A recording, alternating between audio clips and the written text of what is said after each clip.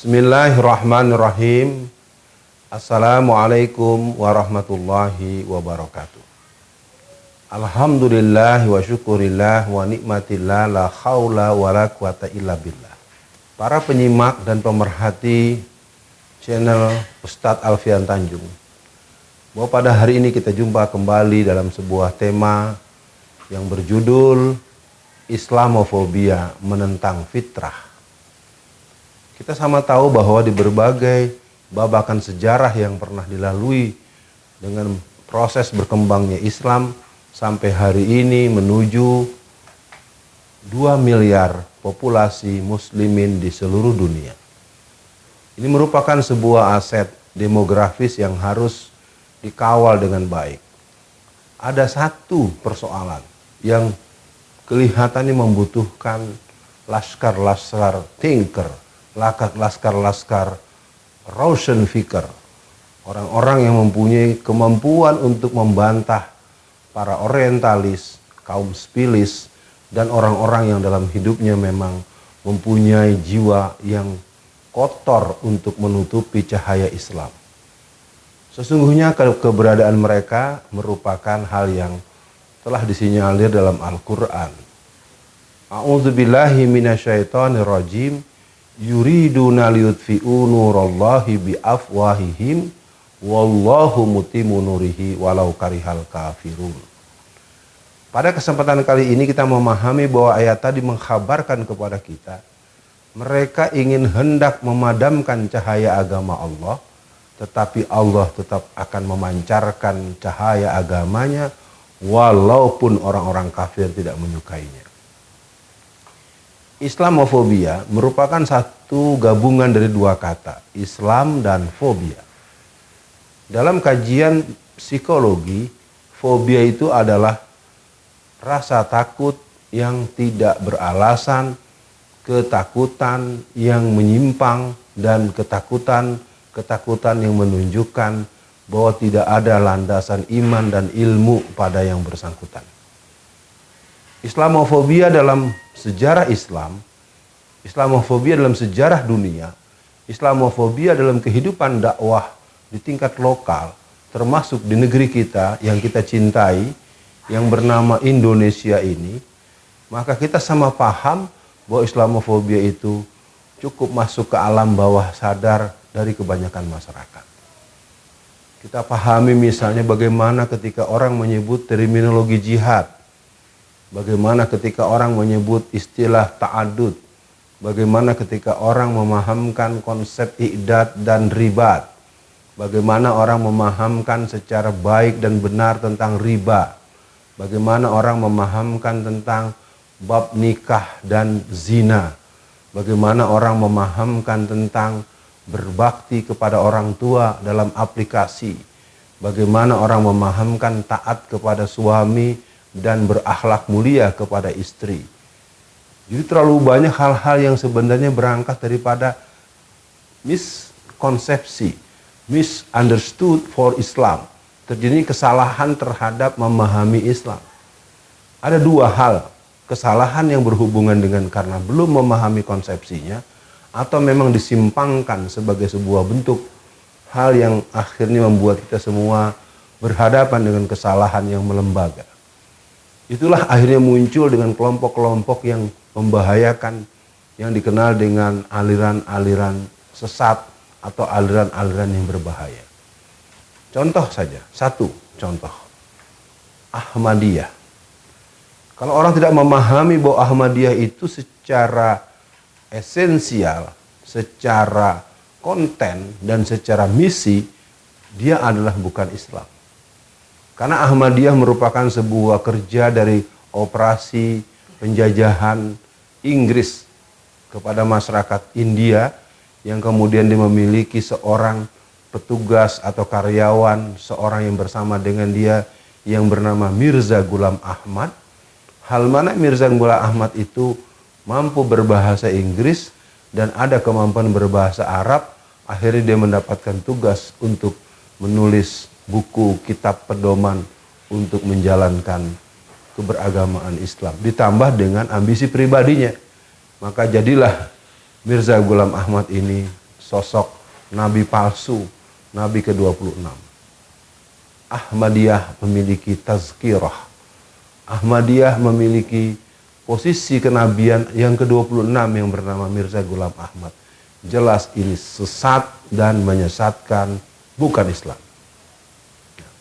Kembali kepada judul utama kita, Islamofobia adalah ketakutan yang berangkat daripada kebencian, ketakutan yang berangkat dari ketidaktahuan, yang berangkat daripada kesalahan memahami maksud daripada terminologi atau idiom-idiom Islami itu yang dituliskan dalam Al-Quran dan Sunnah Rasulullah. Satu atau dua akan kita bahas. Yang pertama adalah berhubungan dengan jilbab. Jilbab itu merupakan satu amalan keagamaan yang dasar hukumnya kuat, hukumnya fardu ain.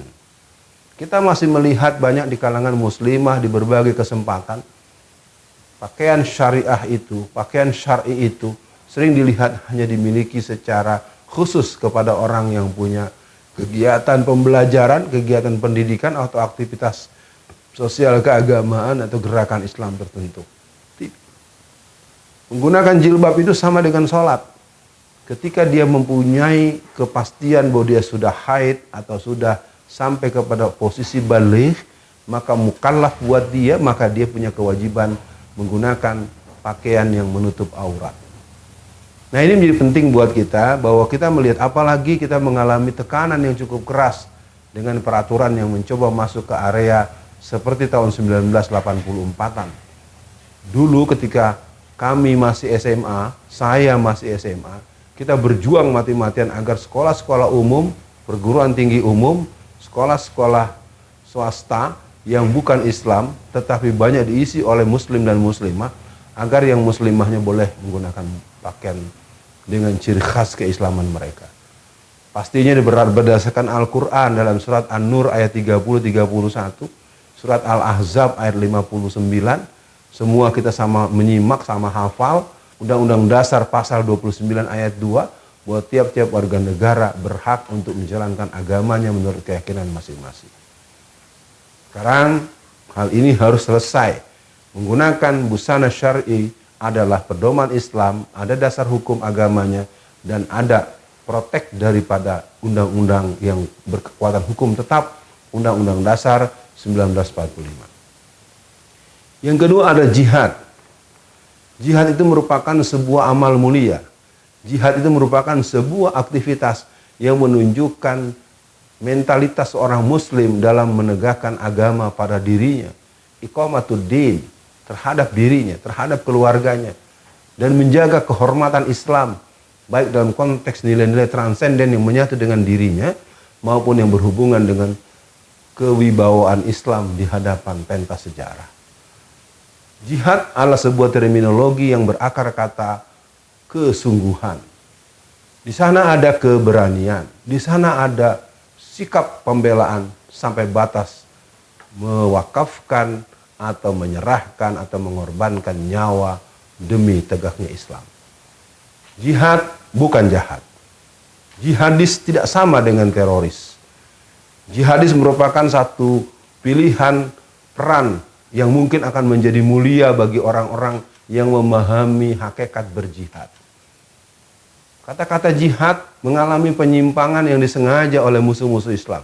Apakah dia beragama Islam tapi tidak suka dengan Islam, berarti dia punya persoalan dari fitrah dasar dia sebagai seorang muslim.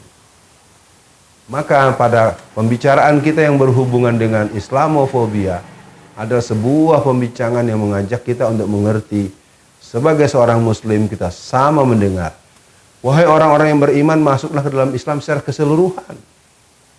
Di sana kita mendapatkan perintah dari Allah agar masuk secara keseluruhan, sehingga kita tidak sembrono memahamkan ajaran agama dengan pandangan-pandangan orientalis. Siapa orientalis itu?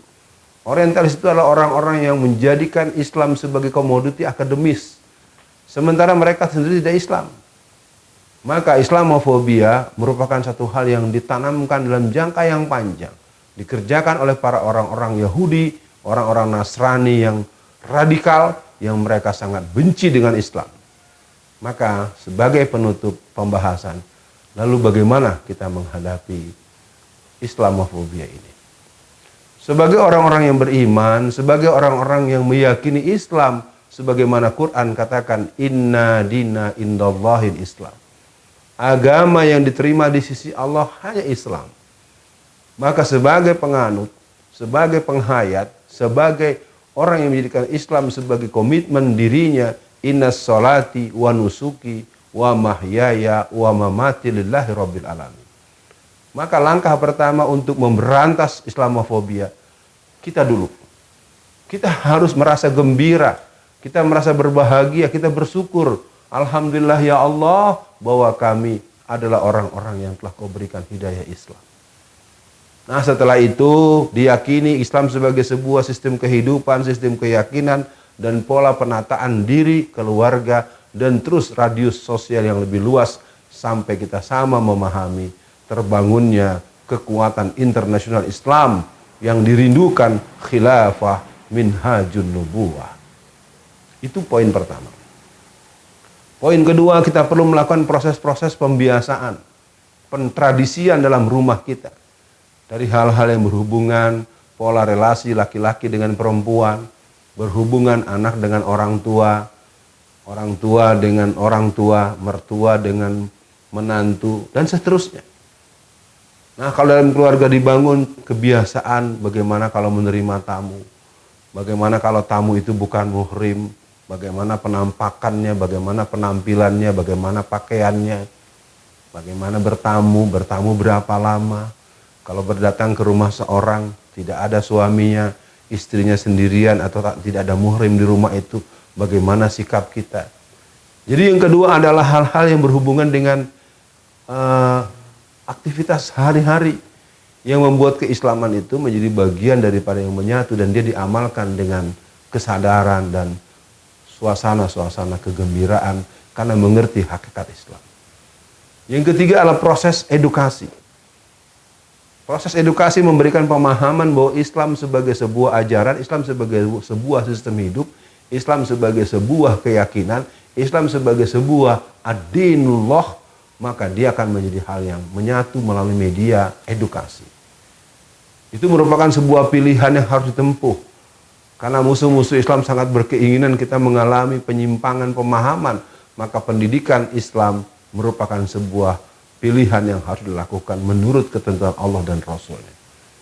Sekarang kita mendengar ada Al-Quran yang artinya dibuat sesuai dengan selera kelompok tertentu, itu harus ditolak.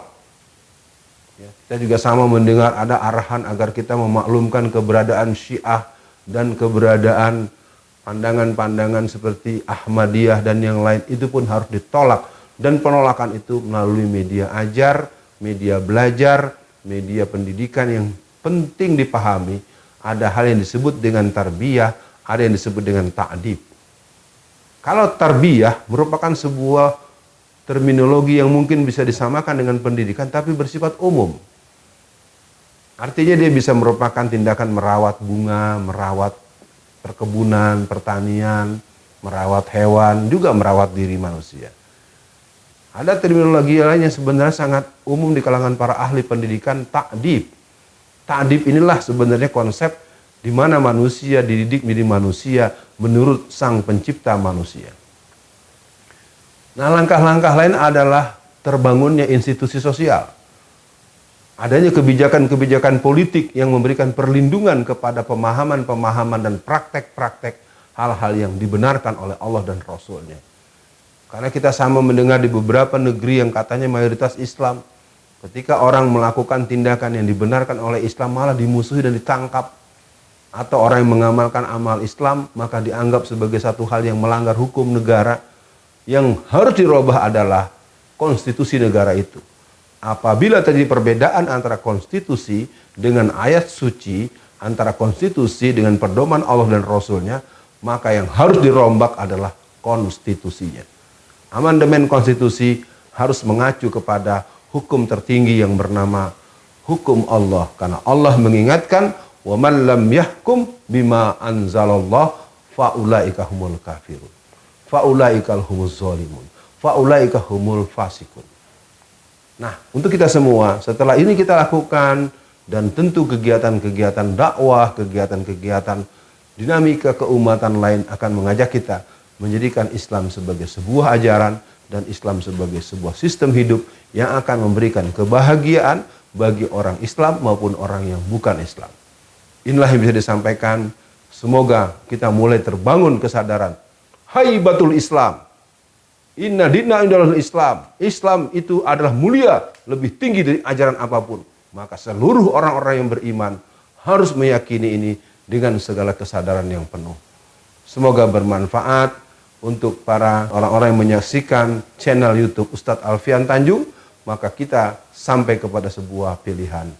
Islam adalah hidupku. Islam adalah ibadahku. Islam adalah matiku. Innas sholati wa nusuki wa mahyaya wa mamati lillahi rabbil alamin. Sekian dan demikian. Assalamualaikum warahmatullahi wabarakatuh.